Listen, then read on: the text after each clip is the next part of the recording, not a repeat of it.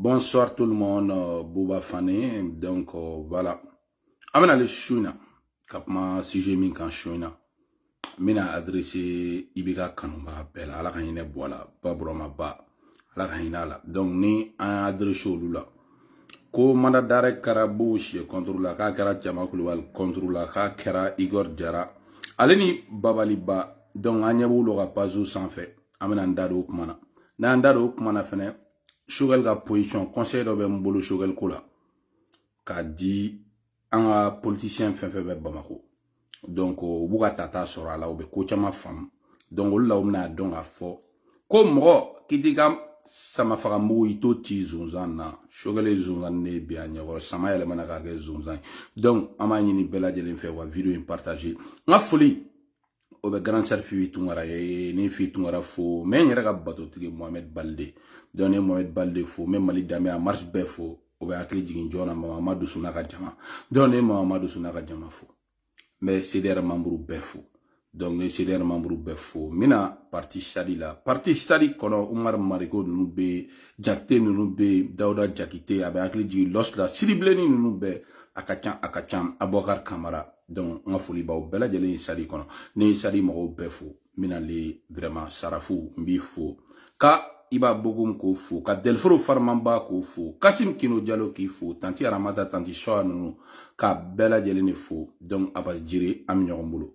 donc sans plus tarder m'a ɲini bɛɛ fɛ n ka page minɛlen don toujours a ka vidéo partager groupe WhatsApp kɔnɔ kosɛbɛ ani groupe Facebook kɔnɔ kosɛbɛ donc minnu fana bɛ se ka partager ka page kan a bɛ diya n ye donc n ka foli bɛ bɛɛ ye kɛlɛ in bɛ ka gagner donc n bɛna min fɔ pour IBKaw ye depuis kunu a bɛ ka fɔ n ɲɛna ko Ibeka yɛrɛ personne ko kana Asimi kɛlɛ o kuma caman ninnu ni bɛɛ ye manamanakan de comme delila k'a fɔ cogoya min na dɔrɔn mɔgɔ n'i ye kan yɛlɛma i y'a yɛlɛma donc kana na i taatɔ la k'i bɛna mɔgɔw bɔ u ka idéologie kɔnɔ donc mɔgɔ si kana b'i ka idéologie kɔnɔ n bɛna kuma in expliquer bɛɛ b'a faamu alhamdulilayi bandaw k'a to fanga la bandaw kun ye mun ye bandaw kun ye Ibeka ka ministre de la défense ye. Il y avait un lien familial entre Bandaou et Ibeka. Mouktarwan, déjà, lui, il s'est coup d'état kofé, minkara atete la Mouktarwan Sego Nyorana sera président. Parce qu'il a conscience de tout ce qui s'est passé au Mali. En même temps, unité nationale que Mouktarwan a koué. Abado Mali ne sera de unité nationale quoi. Donc, au lieu Assimi conseiller surtout Bandaou, kata bonya sera fait qu'a dit Ibeka ma. Donc, Assimi mera Ibeka bonya wagati, an bego Assimi ta e Mali koyo. Donc, quand on mera Assimi demain, Ibeka mɔgɔ jumɛn de bɛ Assimi fanga ta don min na ko mɔgɔ m'a dɛmɛ c'est parce que a taara ni bonya sera ka bɔ sɛgɛrɛ an ni Assimi tiɲɛna ɲɔgɔn ye jumɛn na Assimi nana de sisan ka bandaw ninnu minɛ u ye nkalon ta ka da bandaw ninnu na u ye bonya tiɲɛ u ni Ibeka ni ɲɔgɔn cɛ hali Ibeka sudon don a ye Assimi ya a ye colonel jumɛn Ibeka sudon yɔrɔ la a ye colonel jumɛn ka famille Ibeka sudon yɔrɔ la ne tun tɛ Bamako dɛ mais ne ye rapport bɛɛ sɔrɔ donc ni mɔgɔ minnu bɛ ka bɔ k'a fɔ ko Ibeka de ko ka Assimi ninnu dɛmɛ a b'o tigiw ɲininka ko tuma yani Ibeka ka sa olu tun tɛ ka Assimi ninnu nɛni Ibeka ka saya kɔfɛ olu tun tɛ ka Assimi ninnu nɛni donc ni changera ka na mission na i changera ka na mission na donc anw da b'i ka ko la an m'an ka conviction suit an bɛ Mali ko la bɛɛ tɛ se ka fanga suit ni Assimi ye min kɛ n'a ma ɲɛ an b'a fɔ piyan ni Assimi ye min kɛ n'a ma ɲɛ an b'a fɔ piyan mɔgɔ minnu ye bɔ a kanu mɔgɔ minnu bɛ bɔ ka idéologie kɔnɔ mɔgɔ minnu bɛ u yɛrɛ jate ko bɔ ka héritier a kana don manamanakan ko la dɛ a kana don mɔgɔ si ka manamana ko la donc bɛɛ k'i ɲɛsin an ka combat bɛ ka gagner maliyɛnw bɛ k'an faamuya donc n'a yɛrɛ y'a lajɛ an ka vidéo bɛ groupe WhatsApp bɛɛ kɔnɔ mɔgɔ caman bɛ ka changer mɔgɔ caman bɛ ka yafa deli an fɛ ala ye diɲɛ don o don da donc mɔgɔ minnu bɛ bɔ k'u bɛna ni kuma dɔ ye dɛ ko Ibeka yɛrɛ ko dɛ an ka fɛn dɛmɛ o kuma kɔfɛ olu mɔgɔ kelen ninnu ma tila ka Assimi kɛlɛya o kuma kɔfɛ olu mɔgɔ kelen ninnu ma tila ka sɔrɔsi ninnu nɛniya donc a kana da do kuma na mais pourquoi bi olu mɔgɔ kelen de bɛna tugu sɔrɔsiw kɔ bɛɛ ta hakilima tɛ ko bɛɛ faamuya parce que sɔrɔsiw ka vidéoman minnu bɛ wo ci la a mɛnna n'u b'a fɔ ko radar bɛ mɔgɔ ŋaniya ye dɛ radar b'a don tan sɔrɔsiw y'a dɔn ko tɛgɛ kɛra olu la donc il faut que sisan u ka mɔgɔ dɔw de sɔrɔ minnu bɛ k'u kɛlɛ u k'olu san tuguni olu kana donc kana maliyɛnw lafili ala kana n k'olu mɔgɔ ye kana ka fantanw lafili ka birifini biri fantanw ɲɛna ala kana n k'olu mɔgɔ ye ala kana n si k'olu mɔgɔ ye donc m'a ɲini bɛɛ fɛ a ka vidéo partager groupe WhatsApp kɔnɔ an bɛna don an ka sujet filanan na Anyeba la ou beka bo chatri kan fo la tourni ko mandat d'arrêt be bouche contre la tout d'abord une rectification de bou ni bouche mo ga fam neni bouche ga manga asor la virement tori no fe parce que a wakati mo munu ibega shi ka ibega to fanga la oluti ku be ga janfa ka bou to primature la wa war be ga ta ga di mo munu re ko ibega ta ga président virement munu ibega ta ga président o le me kalaja donc ni to kama de ni bora ka bou kele amina le a fɔra ɲɛna k'ale primature la tɛgɛrɛw tun bɛ ka fɔ ka ɲɔgɔn tɛgɛ minɛ ko voilà k'u minɛna k'an lafiyara sisan ne ka kaa ni bugu ka kaa ne tɛ ko dogo la ye o mankanba de kɛra buwa fana ko la bugu sen fɛ parce que bugu sen bɛnkɛ fila bɛ yen olu arrangé buwa fana ka côté la ka taa réunion de famille kɛ ko bugu de bɛ buwa fana bɛ kaso la buwa fana bɛ bugu de ka kaso la donc olu taara tiɲɛ fɔ du kɔnɔ ko ka ne libéré a kɛra mankanba ye o kɔfɛ bugu yɛrɛ minɛna coup d'état la a bilara an taara foli la bugu ninnu fɛ yen ko foyi tɛ ne ni bugu ni ɲɔgɔn cɛ bugu sise nga flagɛ don ko foyi tɛ ne ni bugu ni ɲɔgɔn cɛ tugun min kɛra kunu o kɛra kunu nga point ko kan fɔlɔ donc minnu b'a la ko ka bugu sise ninnu mandat d'arrêt international dɛ cɛma Hubert Kulibali n yɛrɛ bɛnkɛ faden tɔrɔ ko mandat d'arrêt international Igor Jara nga bonya baba yɔrɔ ko mandat d'arrêt international babali baw y'an fa ye ko mandat d'arrêt international a y'aw daga sunɔgɔ babali bugu sise i daga sunɔgɔ i y'i fɛrɛ cɛma Hubert Kulibali faden tɔrɔ i daga sunɔgɔ i y'i fɛrɛ u ka famu yɛrɛ kana enquête Bamako mɔgɔ si de tɛ se ka ninnu di ni fa mɔgɔ fagala ninnu ma mɔgɔ fagalaw de bɛ Mali kunna o ye Sunelu Bugoyi ma i ka faga an fa ala ka ɲɛ Bugoyi la o ye Bugoyi faga justice tɛ diɲɛ kɔnɔ k'i bɛ se ka ninnu minɛ ko minnu ka mandat d'arrêt aw sigilen don fanga min kan aw tɛ sariya kan aw yɛrɛ kan ka juger le coup d'état est imprescriptible dans la constitution malienne jɔn de bɛ se ka mɔgɔ ta k'o di hors la loi ma k'i k'o juger donc aw bɛ k'a kɛ dɔrɔn ka fantanw la kɔntan Bamako parce que aw b'a dɔn k'a fɔ il faut que mɔgɔ bɛ se ka kɛ candidat ye kana ka tiɲɛ fɔ dɔrɔn n'u ko b'a dɔn k'u tɛ kɛ président ye kana yira k'a fɔ ko tiɲɛ segin'u ma et puis tiɲɛ bɛ ka segin i bɛ ka mɔgɔ ni fanga kɔrɔ mɔgɔw ma cogoya min na fo a ka nin cinéma in de kɛ ka nkalon k'a fɔ ka nkalon tigɛ ka d'u la k'a b'u minɛ dɛ u ye jamana wari dun dɛ nin bɛɛ ye manamanakan de nin bɛɛ ye manamanakan nin bɛɛ ye manamanakan de nin bɛɛ ye manamanakan de donc k'o fɔ bɛɛ lajɛlen donc wa famille u ma don u tulo bɛ na nin heure na Bamako donc min ye cɛma Kulibali ka famille ye min ye Babaliba ka famille ye min ye Bugu Sise ka famille ye donc min ye Igor Jara ka famille ye a kana jɔrɔ yɛrɛ